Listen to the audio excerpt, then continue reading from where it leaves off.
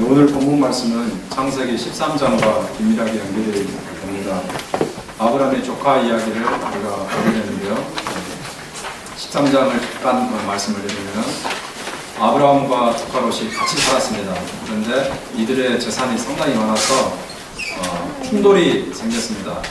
아브라함의 식솔들과 조카의 롯의 식솔들이 자꾸 이런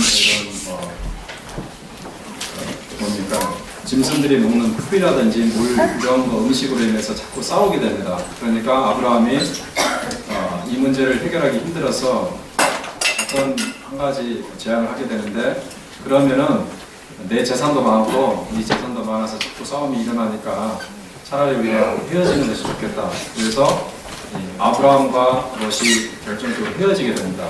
헤어질 때에 아브라함이 조카 롯에게 땅을 먼저 선택하라고 선택권을 주니까 롯은 어떤 땅을 선택하게 되냐면요, 소돔이 가까운 땅을 선택하게 되는데, 왜 그러하냐면은 비록 소돔 성읍 쪽이 도덕적으로 윤리적으로 굉장히 영적으로 타락한 성읍이었지만 이 풀밭이 좋았습니다. 물이 많고 풀이 많아서 유목민에게는 상당히 좋은 조건이 됐습니다. 그래서 롯이 그쪽을 택해서 가고 아브라함은 다른 쪽을 택해서 가게 되는데, 이 롯이 선택해서 간 이 소돔 쪽에 문제가 발생하는데, 바로 그 문제가 지금 우리가 읽은 14장에 나와 있습니다.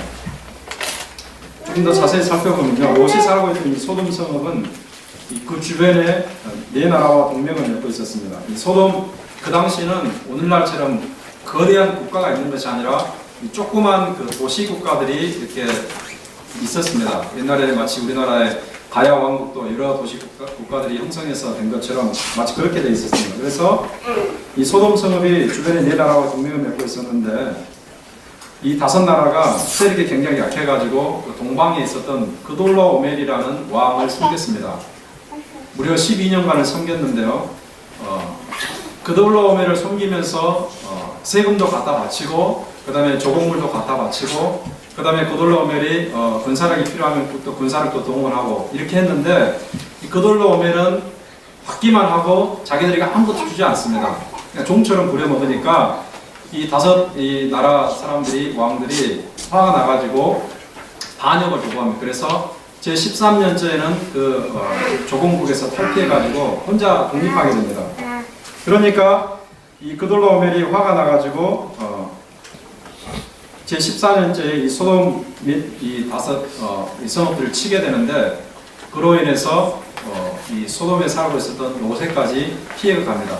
그돌라오멜이 다른 세 나라와 연합해가지고 이 다섯 나라를 치게 되는데, 그 와중에 롯이 포로로 끌려가고 롯이 가지고 있었던 모든 재물까지 다 약탈을 당하는 롯에게는 굉장히 비참한 사건이 되었습니다.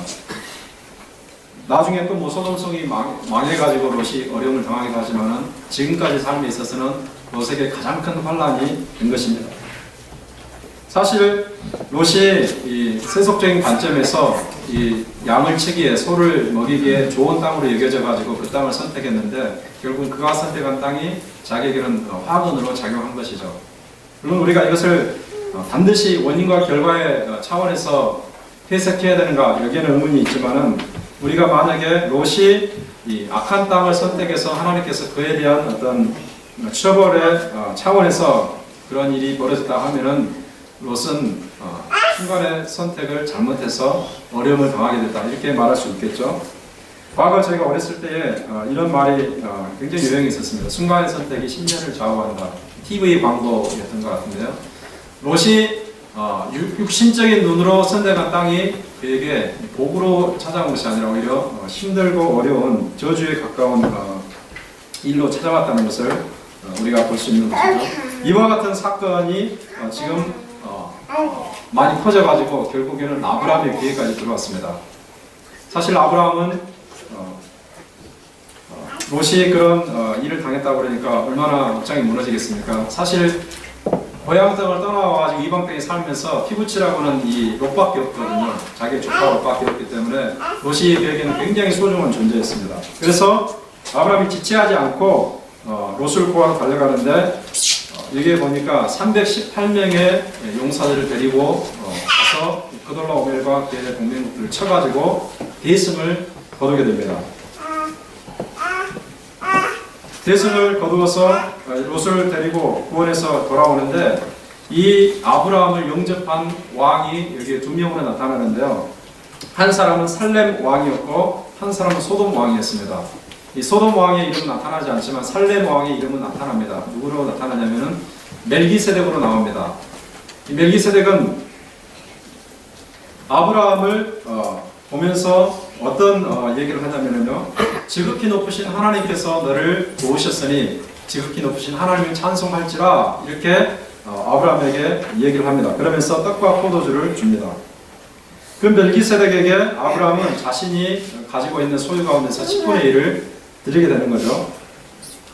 그런데 이 멜기세덱과 같이 아브라함을 영접하러 나왔던 소돔 왕은 무슨 얘기를 하냐면은 네가 지금 전쟁에서 이겨가지고 많은 전리품을 가지고 나왔는데 그 전리품 중에서 사람만 내게 돌려주고 전리품 네가 다 가져라 이런 얘기를 합니다. 그런데 아브라함은 그 제안을 단호하게 거부하게 됩니다.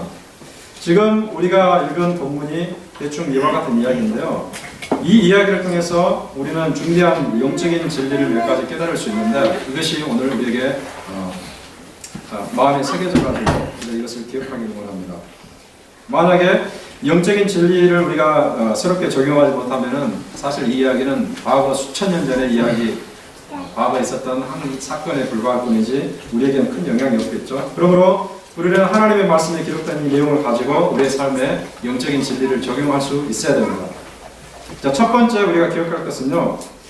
아브라함이 포로로 끌려간 조카 롯을 구해냈던 것처럼 우리 구주 예수 그리스도께서 영적인 지혜와 사탄의 세력에 붙들려 있었던 우리들을 건져냈다는 것을 이 본문을 통해서 우리가 엿볼 수 있습니다.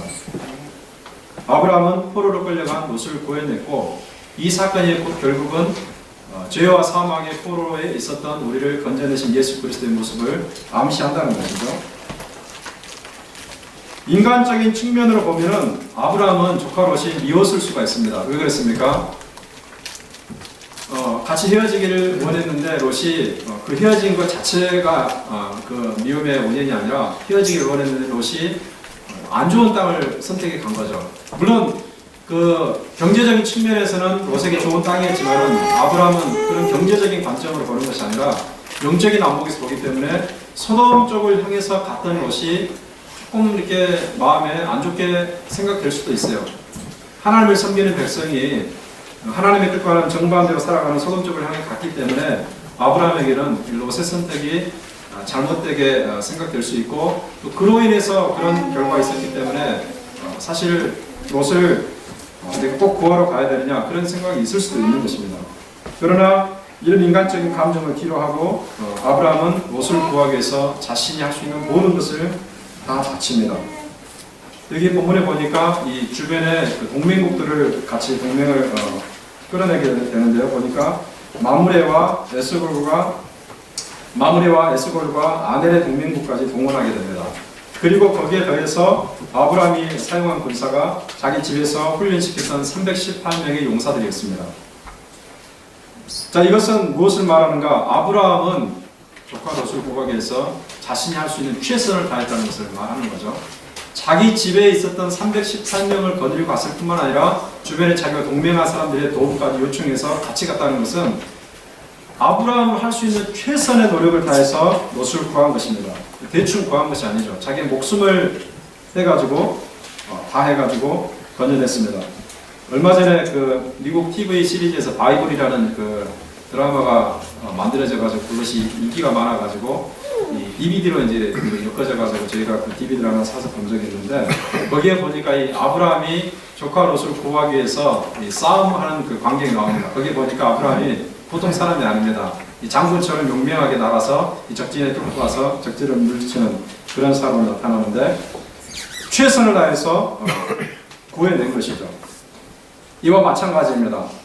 우리 그 예수님께서는 사실 과거에 우리의 죄로 인해서 죄의 그 세력, 영원한 그 사망의 세력에 사로잡혀 있었던 우리들을 예수님께서 건져내셨습니다. 그런데 예수님께 우리가 건짐을 받기 이전에 우리는 어떤 상태에 있었는가? 죄와 사망의 상태라고 그러는데 이것을 조금 더 구체적으로 상세하게 사도 바울이 말을 하는데요. 여러분 한번 어떤 상태인지 같이 읽어보겠습니다. 시작.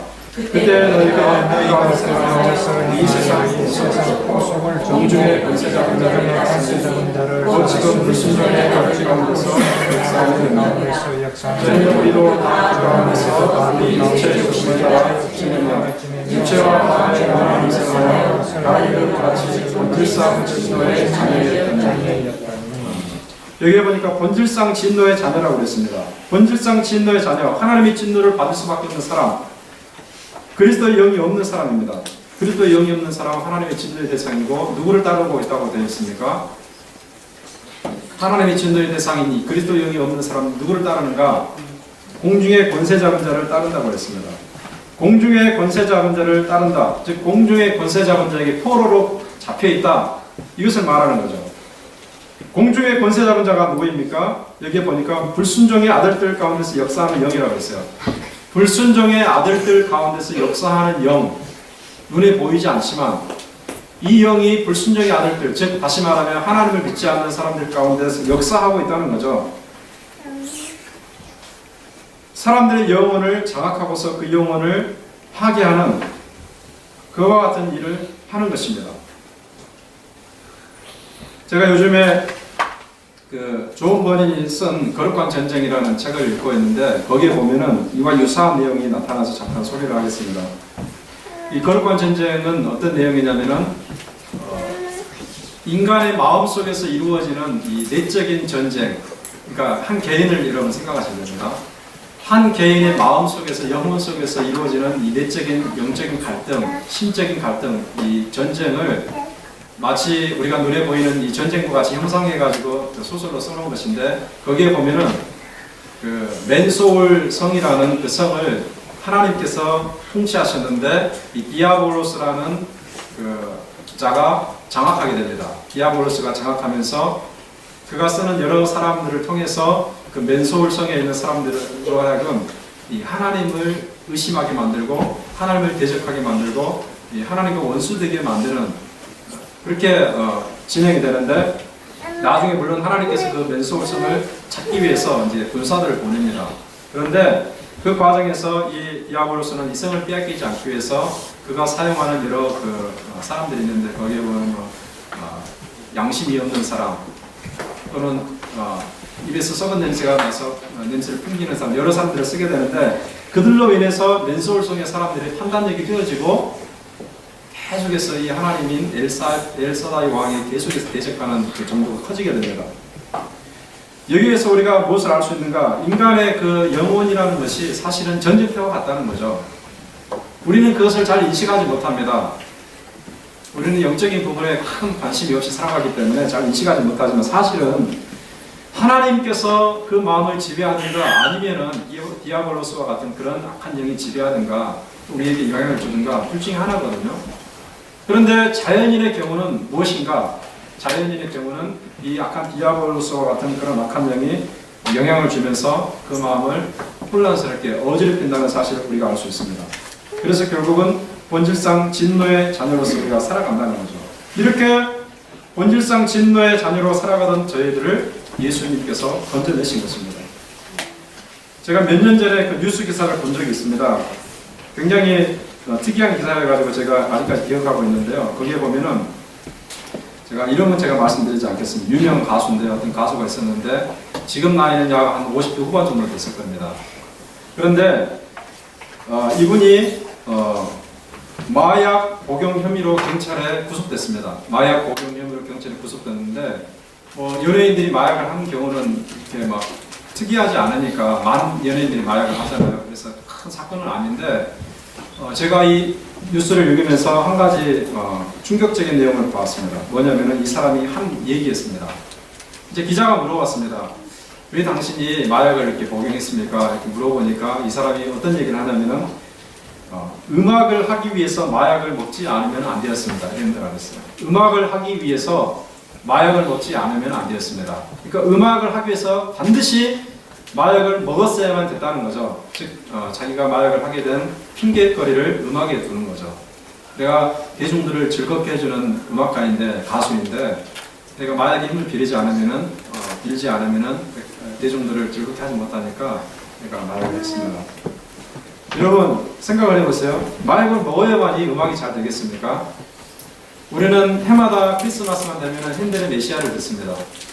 핸델 같은 위대한 음악가가 마약을 통해서 그런 음악을 지었겠는가? 가장 위대한 음악가라고 말하는 모차르트를 생각해 보세요. 이런 분들이 마약에 취해가지고 그런 인간의 심금을 울리는 그런 음악을 만들었겠습니까? 그렇지 않잖아요. 우리가 주일날 또 주님을 찬양하고 또 많은 복음성가 가수들도 주님을 찬양하고 많은 그 경배와 찬양의 집회도 있고 그러는데, 이런 찬양의 집회가 우리가 찬양을 할 때에 마약의 힘을 빌어서 막 그 찬양의 도가니에 빠져들어갑니까? 그렇지 않잖아요. 그렇지 않습니다. 중요한 것은 무엇입니까? 어떤 사람들은 그 영혼까지도 악한 것에 팔아버리는 그런 일이 있다는 사실을 우리가 기억해야 됩니다. 왜 그랬습니까? 사탄이 그 마음을 영향을 주고 조종하고 또는 장악하기 때문에 그런 것입니다. 그런 상황 가운데서 예수님께서 이 땅에 오셔가지고 우리를 건져내셨죠. 우리를 건져내기 위해서 아브라함이 그랬던 것처럼 예수님도 최선을 다하셨어요. 아브라함이 롯을 건져내기 위해서 최선을 다했던 것처럼 예수님은 이 땅에 오셔가지고 자기가 33년간 사실 때 하나님의 율법을 1.1획도 남기지 않고 다 그대로 순종하셨습니다. 우리가 순종하지 못하는 율법을 예수님이 대신해서 완벽하게 순종해 주시고, 거기에는 고난이 따르죠. 자기 부정이 따르죠. 그리고 나아가서 자기의 죄가 없는 목숨을 십자가에 던지기까지 자기는 최선을 다해서 우리를 건져내셨습니다. 그렇게 해가지고 우리에게 주신 것이 무엇입니까? 자유라는 거예요. 아브라함이 자기의 최선을 다해서 롯을 건져내서 롯에게 자유를 준 것처럼 포로 상태에서 자유가 됐잖아요. 그런 것처럼 예수 우리에게 자유를 주셨는데, 그렇다면 우리는 그 자유를 누리면서 다시는 과거의 자리로 떨어져서는 안 되겠죠. 그래서는 안 됩니다. 그런데 롯을 보시기 바랍니다. 롯이 이후의 내용을 보면 어떤 모습을 우리가 확인할 수 있냐면요. 여러분, 롯이 그 삼촌인 아브라함에 의해서 구원받은 다음에 어디에서 가서 산지 아십니까? 롯이 어디에서 가서 살았겠습니까? 여러분 19장을 보시면 아시겠지만 다시 소돔성으로 가게 됩니다. 굉장히 좀 이상하지 않습니까? 아브라함이 거기서 건져내가지고 이제는 좀 더 영적으로 좋은 환경에 살기를 바랬는데, 롯은 다시 소돔으로 가가지고 거기에서 무슨 일을 당하게 됩니까? 소돔이 멸망하잖아요. 멸망하는 가운데 겨우 목숨만 부지해서 나가서 산속에서 숨어 살게 되는 정말 비참한 환경에 처하게 됩니다. 우리가 예수님의 은혜로 인해서 죄와 사망의 세력에서 건짐을 받고 우리가 자유를 얻었다면 다시는 과거의 삶을 우리가 쫓아가서는 안 됩니다. 과거의 삶은 과거의 것으로 족하고 이제는 우리 새로운 삶을 향해서 찾아 나가야 됩니다. 우리 함께 베드로전서 4장 3절 말씀 같이 읽어보겠습니다. 시작. 너희가 원하노라 중력과 수치함과 놀랍과 위력한 상수함을 이방인의 것을 쫓아내는 것이 지나간 때가 족하도다. 베드로 사도가 그렇게 말합니다. 지나간 때가 족하도다. 이게 무슨 말입니까? 과거에는 그렇게 살았을지 몰라도 과거에는 그렇게 사는 것이 당연할 수 있다. 예수님을 몰랐기 때문에, 예수님이 해방하지 않았기 때문에 그건 당연한 것이다. 그것을 내가 체크하는 것이 아니다. 그 말이에요. 과거에 어떻게 살았던 그것을 체크하는 것이 아니다. 그것을 트집잡는 것이 아니다. 그것 때문에 정죄하는 것이 아니다. 그러나 이제는 예수님으로 인해서 해방을 받았기 때문에, 예수님으로 인해서 이제는 자유를 얻었기 때문에 지나간 때가 족하다고 생각하고 다시는 그런 삶으로 빠져들어가지 말아라. 이것을 요구하는 것입니다. 여러분, 롯이 실패한 그 실패를 우리는 되풀이해서는 안 됩니다. 소돔성에서 건져냈는데 다시 소돔성으로 가서는 안 되겠죠. 예수님께서 이와 같은 상태에서 우리를 건져냈기 때문에 우리는 과거를 과거로 정리하고 이제는 주님을 향해서 새로운 삶을 출발해 나가야 됩니다. 이와 같은 은혜가 저와 여러분이 있기를 주님의 이름으로 축원합니다. 아멘. 두 번째로는요, 우리가 이 본문에서 어떠한 내용을 알 수 있냐면요, 영적 전투에서 우리가 승리하기 위해서 평소에 철저한 영성 훈련을 해야 된다는 것을 알아야 됩니다. 이게 무슨 말이냐면은 아브라함의 사건을 통해서 아는 것입니다. 아브라함이 지금 전쟁에 나가기 위해서 어떤 사람을 쓰냐면요, 여러분 본문을 보시면은 14절 한번 성경을 펴서 보시기 바랍니다. 14절 보시면 이렇게 되어 있습니다. 아브라함이 그의 조카가 사로잡혔음을 듣고 집에서 길리고 훈련된 자 318명을 건드리고 땅까지 쫓아가서 여기 있습니다. 집에서 길리고 훈련된 자라고 되어 있습니다. 이 구절은 아브라함이 평소에 얼마나 많은 준비를 했는가 보여줍니다. 흔히 우리가 아브라함을 생각하면은 믿음의 조상으로 알고 그 다음에 백세의 아들을 얻은 특이한 인물로만 알고 있는데, 여기에 보면은 아브라함은 하나의 장군 같은 사람이 나타납니다. 아까 제가 바이블이라는 그런 DVD에서 본 것처럼 아브라함은 장군 같은 사람이었습니다. 물론 이 사람이 전문적인 군대 장군이었다는 말은 아니고 유목민이었지만은 유목을 함과 동시에 평소에 이 군사적인 훈련을 했다는 것을 아는 거죠. 왜 그가 이렇게 많은 군대를 거느리고 있었을까? 이것은 우리가 하나 추론할 수 있습니다. 13절에 보면은 이 사람을 어떤 사람으로 소개합니까? 13절을 보시면은 제가 한번 읽어보겠습니다. 도망한 자가 와서 히브리 사람 아브라함에게 알리니, 여기 아브라함이 어떤 사람으로 나타납니까? 히브리 사람입니다. 히브리 사람. 히브리 사람은 그 무슨 뜻이냐면요, 건너왔다 이런 뜻입니다. 히브리라는 것은 히브리어인데 강 저편에서 강 이편으로 건너왔다 이런 뜻입니다. 건너온 사람입니다. 이게 무슨 말이냐면, 아브라함이 원래 어떤 땅에 살았냐면 갈대아 우르에서 살았어요. 갈대아 우르에서 여기까지 원래 강을 건너야 됩니다. 유브라데스만 강을 건너고 티그리스 강을 건너고 강을 건너봅니다. 근데 강을 건너오게 되면 무슨 일이 있겠습니까, 여러분? 아브라함은 자기 터전을 버리고 자기 터전을 뒤로 하고 전혀 알지 못하는 이방 땅, 언어도 다르고 문화도 다르고 사람 이웃도 다른 그런 이방 땅에 와서 살게 됩니다. 그러니까 그 당시에는 사실 경찰력도 없고요, 사회적인 법적인 제도가 없어요. 이 도와주는 제도가 없기 때문에 스스로의 안전을 스스로가 지켜야 됩니다. 그러니까 아브라함은 사실은 자기를 지키기 위해서, 자기의 재산을 지키기 위해서 평소에 많은 군사들을 양육하고 훈련하고 거기에 투자했다는 거죠. 그것이 준비가 되어 있었기 때문에 롯을 구하는데 수월했다는 것을 알 수가 있습니다. 자, 이와 같은 사실을 통해서 우리에게 하나님은 교훈을 주십니다. 전쟁에 참여하기 위해서, 승리하기 위해서는 평소에 이렇게 훈련된 모습을 가지고 있어야 된다는 거예요. 평소에 훈련된 모습을 가지고 있어요. 우리는 사실 영적인 전투에 참여하는 사람들입니다. 여러분 그걸 인식 잘 못하죠. 그러나 신약 성경을 곳곳에 들여다보면 우리는 영적인 전쟁에 참여하는 사람들이라고 말합니다. 그 중에 대표적인 경우를 하나 보게 되는데요. 같이 읽어보겠습니다. 시작. 우리의 실험한 열과 영에 것이 아니어서 모세와 세월이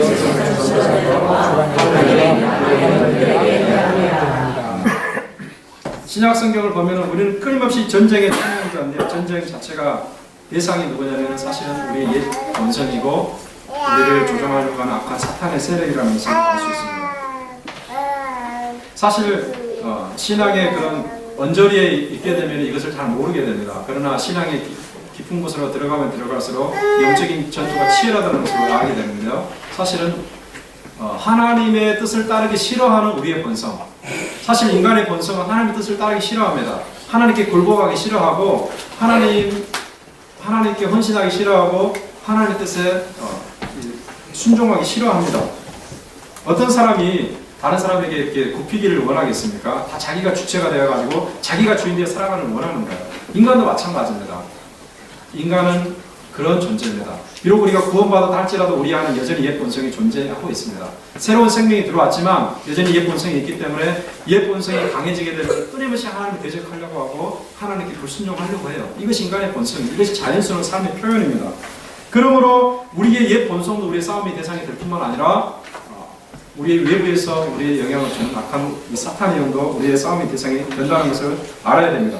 그래서 우리는 이 영적 전투에 참여하고 있는데, 이 영적 전투에서 이기기 위해서 필요한 것이 뭔가? 평소에 우리가 훈련을 잘 해야 된다는 거죠. 평소에 철저하게 기본적인 훈련을 잘 해야 됩니다. 여러분 그런 얘기를 많이 하잖아요. 우리 학교 다닐 때 기초 실력이 중요하다 그러잖아요. 저도 그런 경험이 있고 여러분도 그런 경험이 있을 거예요. 우리가 기말고사가 있고 또는 중간고사가 있을 때 평소에 공부 안 하다가 벼락치기로 공부하잖아요. 그러면은 다 외웠는데도 다 잊어버릴 수가 있습니다. 제가 재미있는 그 일화가 있어가지고 제 얘기가 아니라서 조금 죄송하긴 한데 여러분에게 소개를 해드리자면 제가 신학대학원 다닐 때 저랑 아주 친한 친구가 있었습니다. 친한 친구가 있었는데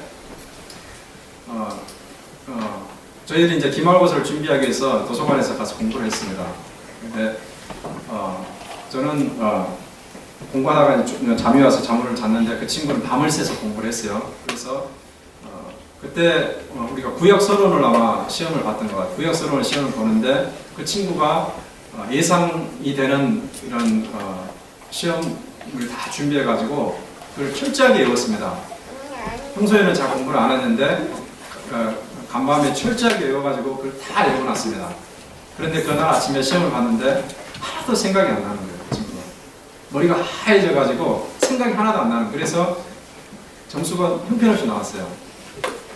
자, 무엇을 말합니까? 우리가 평소에 예습도 하고 복습도 하고 평소에 이 공부를 하게 되면은 뭐 벼락치기를 안 해도 성적이 어느 정도 나오지만은 평소에 안 하다가 갑자기 그냥 열을 올려가지고 공부한다고 해서 잘 나오는 것인가? 물론 잘 나올 수도 있지만은 잘 안 나올 수도 있습니다.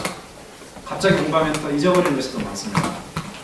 평소에 훈련을 해야 돼요. 평소에. 우리가 영적인 것도 마찬가지예요. 우리가 어떤 결정적인 그런 사건을 만날 때에 얼마나 준비되어 있느냐에 따라서 우리가 이길 수도 있고 질 수도 있는 것입니다.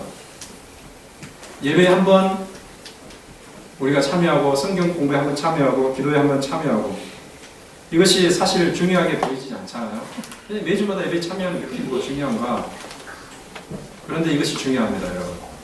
우리가 건너뛰지 않고 공부를 하고 건너뛰지 않고 기도를 하고 예배를 참석하는 것이 중요합니다. 만약 우리가 거꾸로 생각해보죠. 예배를 그냥 우리가 자꾸 빼먹고 기도하는 걸 자꾸 빼먹고 하다 보면은 어떤 현상이 나타나는가? 우리에게서 영적인 힘이 떨어져 나갑니다. 뭐 우리가 부흥이 해가지고 2, 3일 동안 막 열심히 해가지고 뜨겁고 충만해가지고 그렇게 될 수도 있어요. 그러나 그것이 오래 가지 않습니다. 여러분 잘 아시잖아요. 부흥이 하고 우리 학생회 때 수련회 가가지고 2, 3일 동안 막 산에 가서 막 뜨겁게 기도해가지고 엄청나게 은혜를 받은 것 같은데 며칠 가지 않습니다. 오래 가는 사람은 평소에 성경을 가까이 하고 평소에 예배를 중요하게 생각하는 사람입니다. 평소에 훈련을 잘해요. 이런 음악 세계에서 저는 음악을 잘 모르기 때문에 그게 정확한지 모르겠지만 피아노에 관해서 그런 얘기가 있습니다. 피아노 치는 사람이 하루 연습을 게을리 하면은 자기가 알게 되고 이틀 연습을 게을리 하게 되면은 그 동료가 알게 되고 3일 연습을 게을리 하게 되면은 관중들이 알게 된다는 말이 있습니다.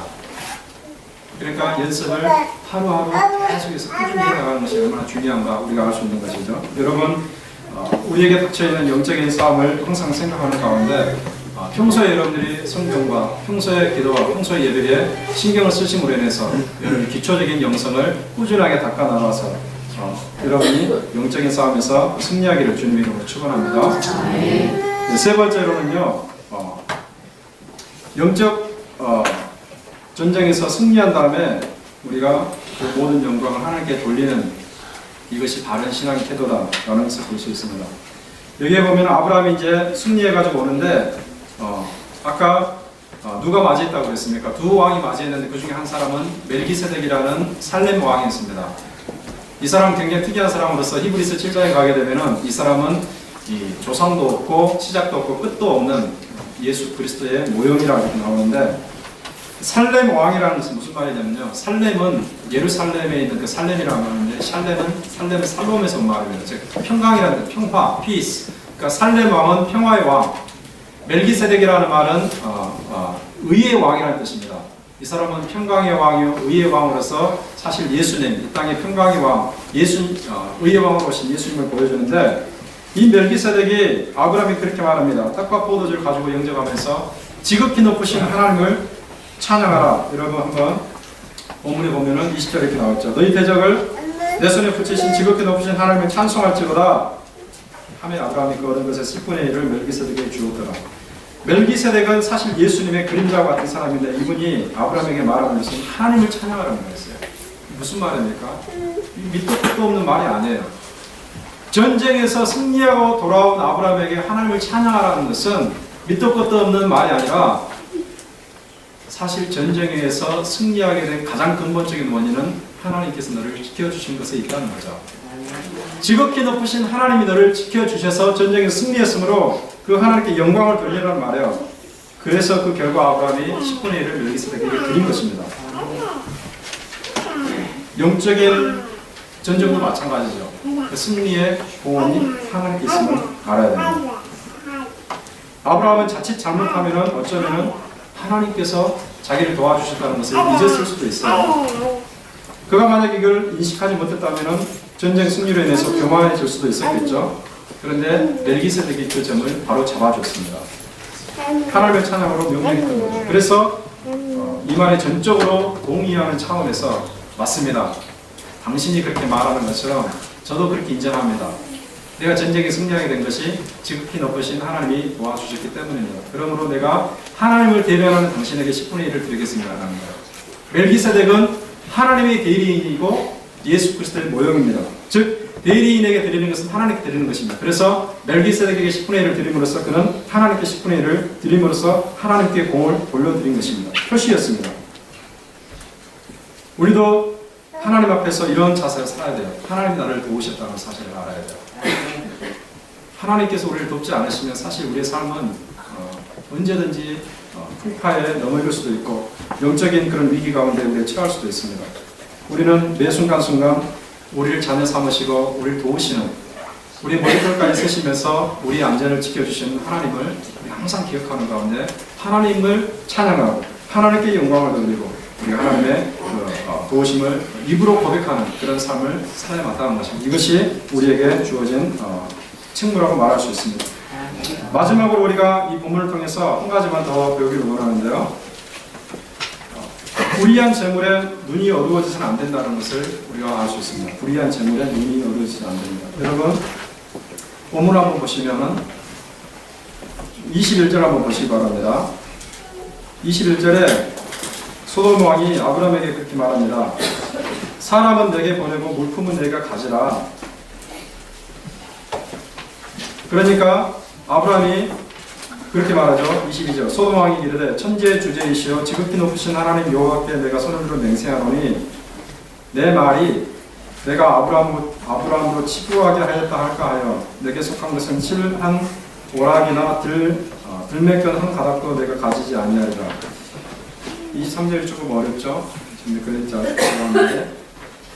아브라함이 내 말이 내가 아브라함으로 치부하게 하였다 할까 하여 내게 속한 것은 실 한 오락이나 들매끈 한 가닥도 내가 가지지 아니하리라 이렇게 말합니다. 이게 조금 어려운 말입니다. 좀 한글로 표현됐지만 좀 어려운 건데 이걸 쉽게 표현하면 이것입니다. 내가 소돔 왕 당신이 제안한 것처럼 내가 가지지 않겠습니다. 그런 말이야. 사실 아브라함이 이걸 가질 수 있는 자격이 있습니다. 무슨 말입니까? 자, 지금 아브라함이 전쟁을 하는데 소돔의 부하로 전쟁을 참석했습니까, 여러분? 소돔 왕이 부하로 참석하지 않고 소돔을 구하기 위해서 단독적으로 참여했어요. 그러니까 아브라함은 전쟁에서 얻은 것을 자기가 가질 수 있는 자격이 있습니다. 그 전리품을 자기가 취할 수 있습니다. 소돔 왕도 그걸 얘기한 겁니다. 사람은 내게 보내고 전리품 네가 다 취하라 그랬습니다. 그런데 지금 롯은 가지지 않습니다. 왜 그러한가? 사실 아브라함은 대의를 더 중요하게 생각한 거죠. 그 전리품을 취할 자격도 있고 취할 수 있습니다. 그러나 만약 취하게 되면은 어떤 우려가 있냐면요. 이런 우려가 있습니다. 지금 23절 읽은 것처럼 내가 아브라함으로 치부하게 하였다 할까 하여 즉 소돔 왕이 생각할 때 내가 아브라함으로 치부하게 하였다. 즉 소돔 왕은 아브라함에게 많은 재물을 갖게 했다 이 말입니다. 만약에 아브라함이 전리품을 갖게 되면 어떤 말이 돌게 되냐면은 아브라함은 그 전리품이 탐이 나가지고 전쟁에 참여했다 이런 말이 돌게 됩니다. 전리품이 탐이 나가지고 전쟁에 참여했다 이 말을 듣기 싫은 거예요. 그래서 아브라함은 그 제안을 거절합니다. 더군다나 소돔에 잡혀있던 재물을 그돌라오반이 빼앗아 가고 그 재물을 가져왔잖아요. 근데 소돔이 어떤 성읍이라고 했습니까? 하나님 앞에서 악한 성읍이었어요. 그러니까 악한 사람들이 버려들인 그 악한 재물, 악한 사람들이 버려들인 것이기 때문에 그 재물도 아브라함은 악하다고 생각한 거죠. 그래서 그 재물을 자기가 취하기를 원치 않는다 이렇게 말하는 것입니다. 불의한 재물을 거부하는 아브라함의 단호한 모습을 볼 수 있습니다.